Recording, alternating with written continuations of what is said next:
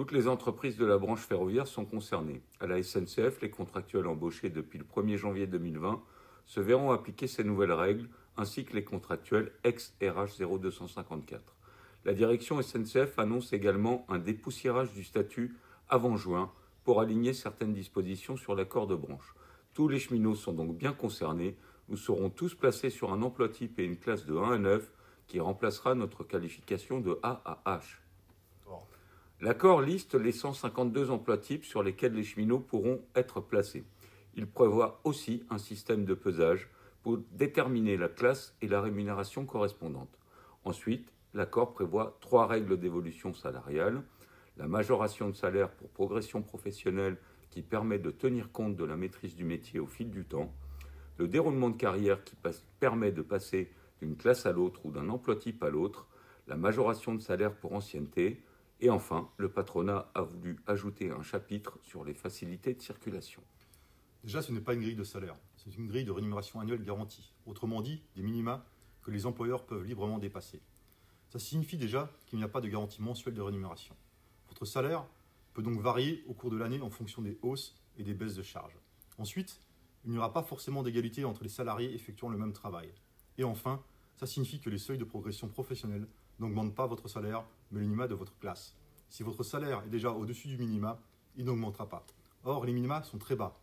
Dans plusieurs entreprises ferroviaires, le salaire d'embauche est déjà au-dessus du minima de branche de fin de carrière. Donc vous n'aurez aucune augmentation de salaire liée à la progression professionnelle de branche. Il n'y a pas de garantie réelle pour les salariés dans cet accord. La rémunération annuelle garantie pour chaque classe est majorée tous les 3 ans jusqu'à un maximum de 16% au bout de 30 ans.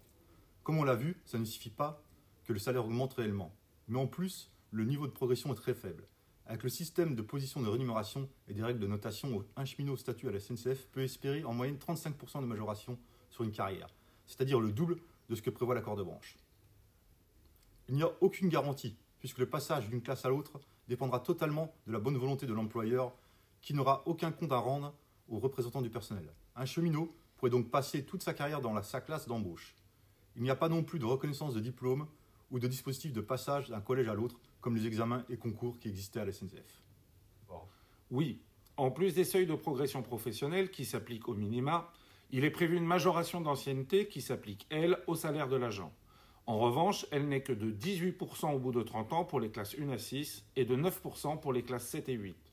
C'est donc très inférieur aux 23,6% auxquels ont droit les agents au statut à la SNCF ou aux 36,3% pour certaines annexes du RH 0254. On est face à une régression sociale importante. Et on est aussi face à une division entre agents d'exécution et agents de maîtrise ou cadres qui n'auront pas la même majoration.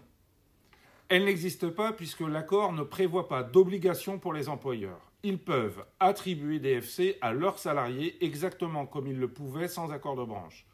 En revanche, la gestion des FC est confiée à l'UTP, le patronat de la branche ferroviaire. Et puis surtout, placer les FC dans le volet rémunération de la CCN, c'est valider l'argumentation du gouvernement qui les considère comme des avantages en nature et qui veut les soumettre au paiement de cotisations sociales et de l'impôt. Non, parce que la signature de l'accord a mis fin aux négociations. La question principale, c'est est-ce que cet accord protège les salariés ? Et la réponse est non. Les minima sont tellement bas que les nouvelles entreprises ferroviaires pourront faire beaucoup de dumping social. Les employeurs seront tentés de se rapprocher des minima de branche, donc de réduire les droits existants au nom de la compétitivité. C'est ce que fait la direction SNCF dans l'accord d'entreprise sur les droits des contractuels, qu'elle a calqué sur l'accord de branche et qui est donc en très fort recul par rapport au statut. Et c'est également l'accord de branche qui est utilisé pour justifier la suppression du dictionnaire des filières et le dépoussiérage du statut. Nous sommes dans un rapport de force avec le patronat. Celui-ci a déjà tenté d'imposer un accord de branche classification et rémunération au rabais début 2021. La CGT a refusé de le signer ainsi que d'autres OS, ce qui a permis de le faire échouer. À l'époque déjà, on nous promettait une apocalypse sociale. Et que s'est-il passé ? Le patronat a été obligé de rouvrir les négociations. Il a rajouté 2 seuils de progression professionnelle et 2 seuils d'ancienneté. Pourquoi ? Parce que le volet classification et rémunération est une obligation dans une CCN.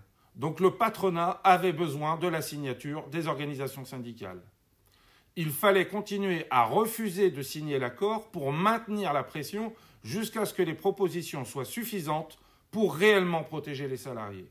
C'est ça, un rapport de force. Les organisations syndicales qui ont signé ont fait un énorme cadeau au patronat. Elles ont validé les reculs sociaux, notamment pour les contractuels embauchés depuis le 1er janvier 2020.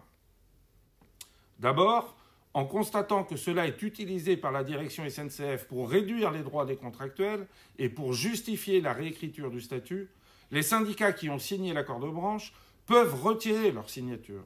S'ils ne le font pas, puisque l'accord de branche n'est pas un socle protecteur, il va falloir batailler, entreprise par entreprise, pour obliger les employeurs à signer des accords d'entreprise de meilleur niveau.